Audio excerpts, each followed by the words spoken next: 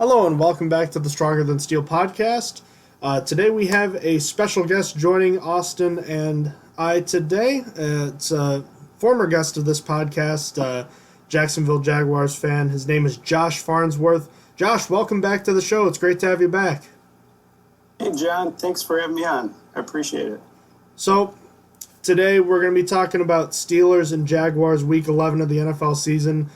These are two teams on opposite ends of the NFL spectrum. And Josh, just from a Jaguars point of view, kind of a 30,000-foot view, we've had you on a few times in the past, and each time we've had you on, it seems like the Jaguars are continuing to slide down the slope here. They've now have a record of 1-8 on the season, and the team that was just in the AFC Championship game 3 years ago is almost unrecognizable at that point, and right now carrying a 1-8 record. Obviously, that's probably been pretty frustrating to watch as a fan, but have there been any positives to take from this year, or has it just been a pretty putrid year? Yeah, there's quite a bit of positives that you can get from this year. Of course, the team is the youngest team in the NFL, so we've experienced some growing pains. We've got a couple bright spots, like our rookie Henderson out at corner. We have the rookie at running back also, Robinson. Our apologies for Josh disconnecting there. We're having some issues with our phone connections here, so please bear with us. That might happen a handful of times throughout this process. As we give him a moment to reconnect here, Austin, just your thoughts, brief thoughts on this game, and kind of he mentioned the rookies and the fact that they're the youngest team in the NFL right now. Yeah, honestly, James Robinson was a guy I never expected to be as good as he was going to be. He was my prospect on the running back draft preview. He was about to point him out as being really good, and he's been one of the best players on their offense. So I think about this game, I'm thinking about James Robinson on offense to start with, because I feel like it's going to be running through him. Obviously, they've been relying on Luton the past, I think, 2 games now, because they played Luton against the Packers and stuff. Josh is back now, so if Josh, you'd like to continue, you were left off talking about James Robinson being a bright spot on your squad, and then you cut out. Oh, geez. Okay. James Robinson, he's been definitely a huge bright spot on the team, something that you really don't expect out of an undrafted free agent. I think he's 5th right now in the league for rushing yards. But, the wide receiver group has been playing really well. As far as the bright spots, it's definitely James Robinson. So he's been obviously carrying the load for the Jaguars this year, and let's stick with him, because besides Chris Thompson, I was looking at the statistics. No other running back on the roster has had a carry this year, so it's been basically just him. And with the revolving door, if you will, at quarterback, how great has it been to find this guy? I mean, everyone was calling the Jaguars nuts for cutting Leonard Fournette when they did, but as it turns out, it looks like it was a fantastic decision. Yeah, it's something that me as a fan, I didn't expect going into the first game anyways. I know there was a lot of buzz around him through training camp, that he had some great field vision. Going into the season, you really haven't heard about him. So to have somebody just walk out there and start playing, on par with what you had last year, it's crazy to think about. And looking elsewhere on this offense, the quarterback position has been one that's seen some changes over the last couple of years. So Blake Bortles cut loose last year. In comes Nick Foles with the big contract, and he lasts 1 quarter before he gets injured, misses most of the season, and it's Minshew mania. He comes on and has a really solid year for the Jaguars. This year was a little more disappointing. He's fighting through some injuries. Now we've seen some Jake Luton. And, they're different types of quarterbacks. But, are either of these guys the future right now? Do you think that there's still a chance either of them could show out? Or do you think it's just kind of these guys are fighting for who's going to be the backup to a drafted quarterback next season? I think both quarterbacks will be on the roster next year. I think Lutton has the biggest upside with the prototype style arm strength. His accuracy is a little off, but if he gets that under handle, I think that he could be something really special. If you look at what Minshew did early on in the year, he did really well, but he just Looks like we lost Josh again. I'm wondering if it would be a better idea to just try and call him, as I'm wondering aloud. Could be better. I wonder if he is interested in Justin Fields, or obviously it's Trevor Lawrence, but is number one for everyone. But if the Jaguars to draft a quarterback, I wonder who he'd want if they get number two. Obviously, the Jaguars have a very hard schedule. The Jets are still in the number one slot because they obviously do not have a win. The Jets have a much easier schedule than the Jaguars do. The Jaguars' remaining schedule is ridiculously hard, so it's almost like they have a good chance to get the number one pick if the Jets slip up one game. Josh, I think I'm back again. all right. Welcome back. We were just talking briefly because you were touching a little bit on Gardner Minshew, and we were just bringing up the fact that we're thinking it's probably going to be either Trevor Lawrence or Justin Fields is going to be at the helm for this team next year. Yeah. Even though the Jets are technically a game ahead for the number one overall pick, the Jaguars' schedule appears to be much more difficult than the Jets the rest of the way. Yeah, we play the Steelers, the Cleveland Browns. They're no slouch. We play the Ravens, and then of course we have to play the Titans again, and then round out the season with the Indianapolis Colts. We're playing good football right now. So yeah, our chances really aren't that well at going forward, but of course there is a chance of a few trap games. People walk in there thinking this team's going to be pushover, but yeah, we've played some good ball this year. We really have, especially against Green Bay last week. We started getting healthy. I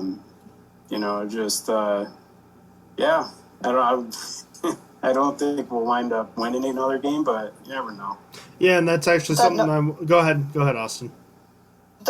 Assuming you guys don't win another game, you'll probably likely end at the number two pick. Yep. Are you about drafting a quarterback, or would you prefer to fill out your roster and wait for another quarterback, since obviously there's not always going to be that quarterback in the draft that's going to be guaranteed? How do you feel like if you end up with Justin Fields or instead of Trevor Lawrence? Because obviously the Jets do control their own destiny when it comes to getting the number one overall pick. Yeah, I excuse me. I think that if it's Trevor Lawrence, I definitely pull the trigger on him. Justin Fields kind of scares me a little bit because that Ohio State offense is quarterback friendly. Guys like Dwayne Haskins have performed really well in that offense in the past, and then come to the NFL and really struggle. So, I think, if it's me, I'm looking for something that, either Trevor Lawrence or, there's rumors that there might be like a Matthew Stafford out there in free agent this upcoming year. So, or even Sam Darnold, if the Jets let go of Sam Darnold, I'd give him a shot. I think he's got a lot of talent there. I think he's just been in the wrong system, honestly. Oh, that's fair. I could get with that. I don't really know much about the other quarterbacks in the draft. I forget the name. I've been hearing about another one, I think from North Dakota State. If maybe John would know better than me, because I literally don't watch college football. Would you be opposed to trading down if you do end up with the number two pick? Yeah, I would definitely trade down. Even if it's not a quarterback, I think that there's a lot of talent in this draft, especially, on the defensive line and offensive line. Of course, you got a couple wide receivers who could really fall into that too. But I would definitely be open to falling back. A guy like Trask from Florida, he'd be a guy that I would definitely look at if I could fall back far enough, or even draft him with our second first-round pick.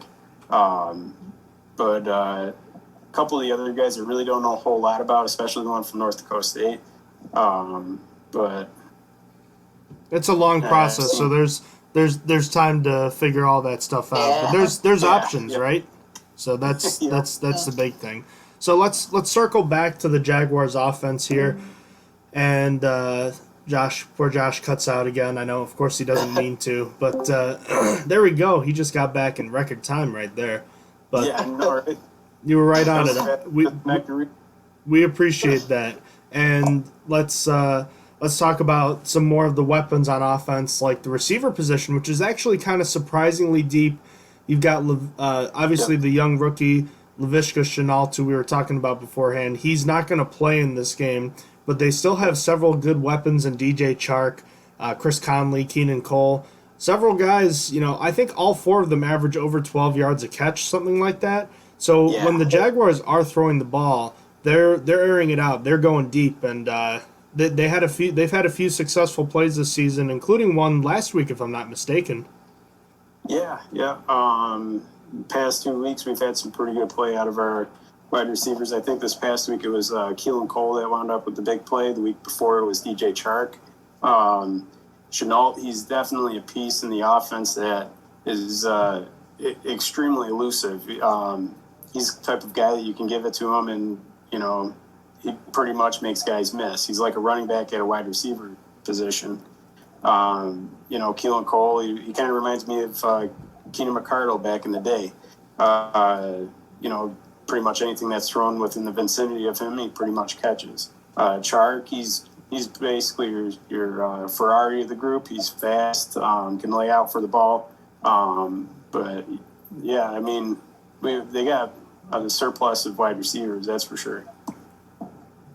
Let's look at the other side of the ball for the Jaguars, a unit that a few years ago headlined one of the best in the NFL, a scary good unit. They have a lot of different faces, but there's still some solid talent on this team, and I think it all starts at the linebacker position.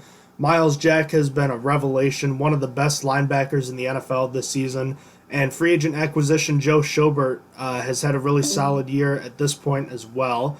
And, Austin and Josh, just looking at this linebacker group here with Jack and Schobert, I think that there's a lot to like with those two guys. Can't forget Josh Allen either. Josh Allen's really good this year too. Yeah, He's still really like a defensive end, but I consider him a linebacker. Yep. And then, of course, we have Chase on as well that we just drafted this past year. He's kind of that hybrid style defensive end where you can be down on the ground or you can pop up and go cover.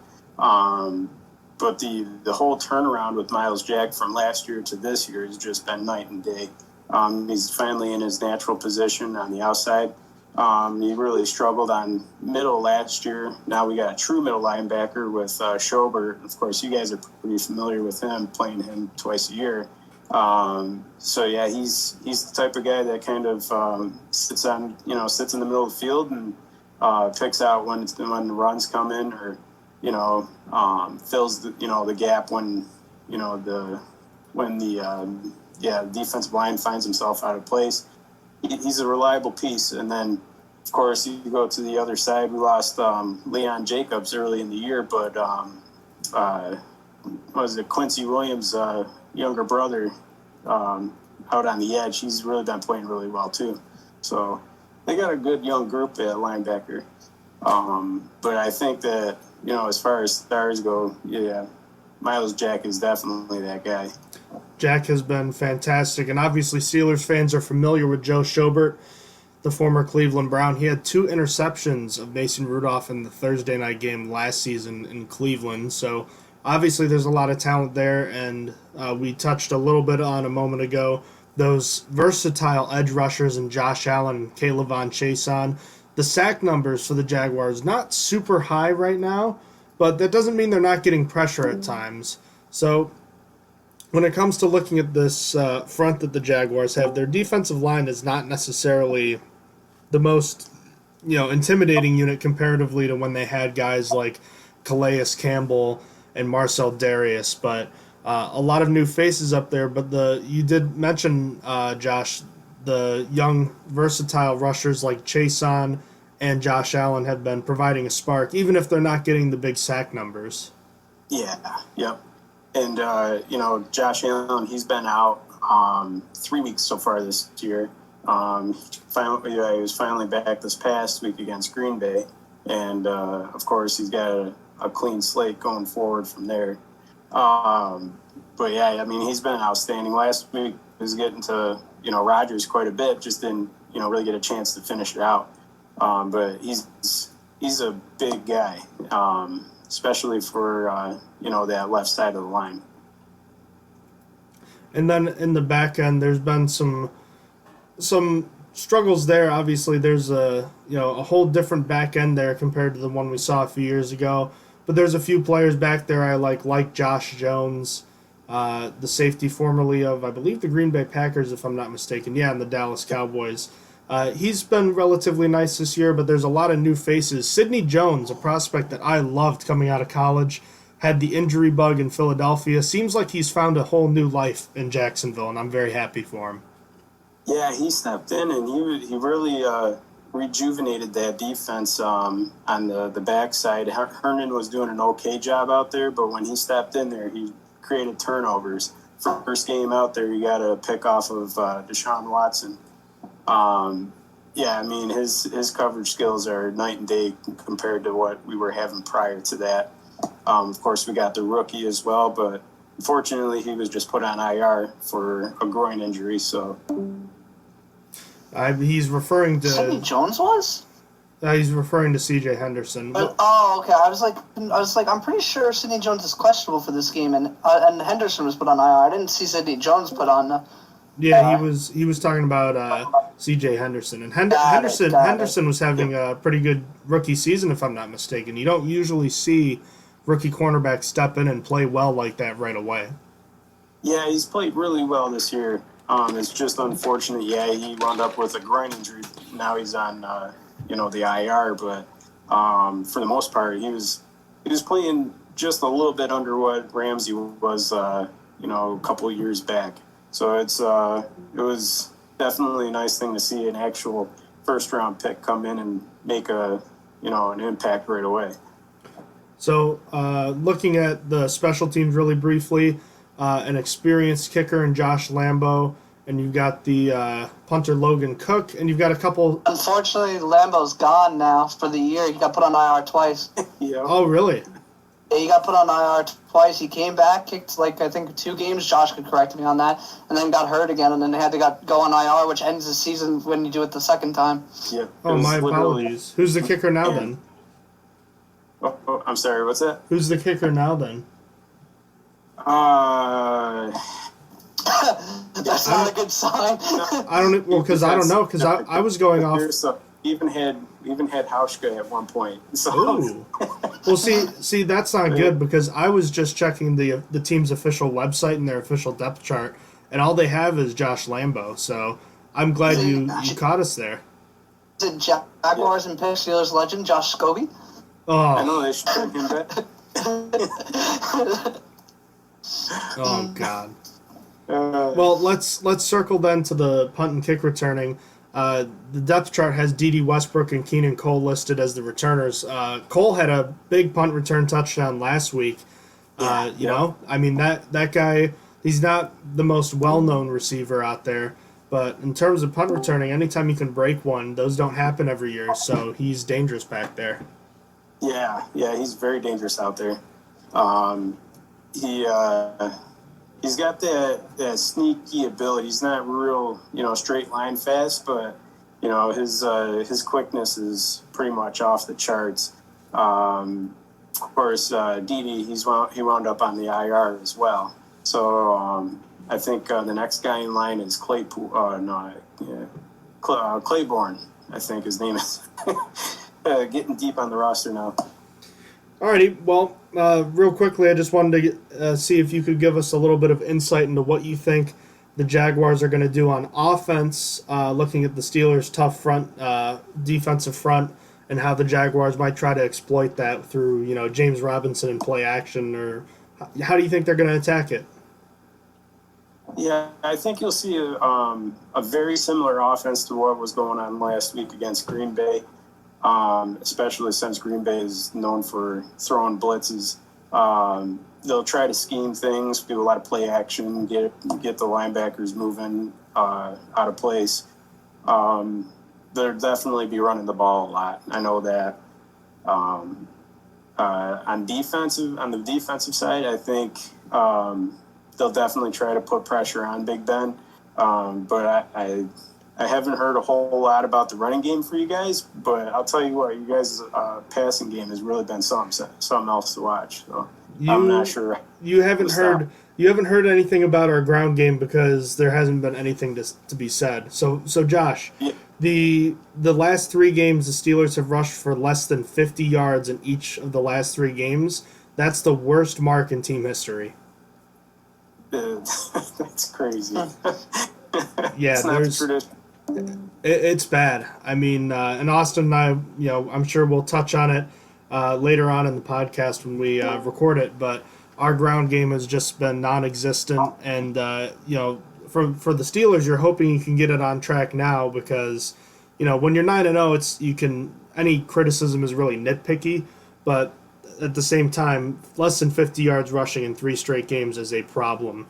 So I would expect to see the Steelers maybe make more of a concerted effort to try to run the ball successfully. But frankly, the way they've been playing, Josh, I think at some point, if things aren't going well, you just have to be on the lookout for Big Ben. Yeah, absolutely. That guy's he's like a magician. Makes things happen for sure. So now that we've kind of set the scene with the game, can you give us like one matchup that you're going to be especially paying attention to, whether it's a player versus a position group, player v player, or like offensive line versus a blitz or something like that? Just one thing that you're mostly paying attention to. Yeah, I'm going to be interested to see how the Steelers defense plays against our run game. Pretty much, if you guys can stop James, then it'll be definitely a long game for us. But if we get the ground game going, it's liable to be a pretty close one. So, any further questions, Austin?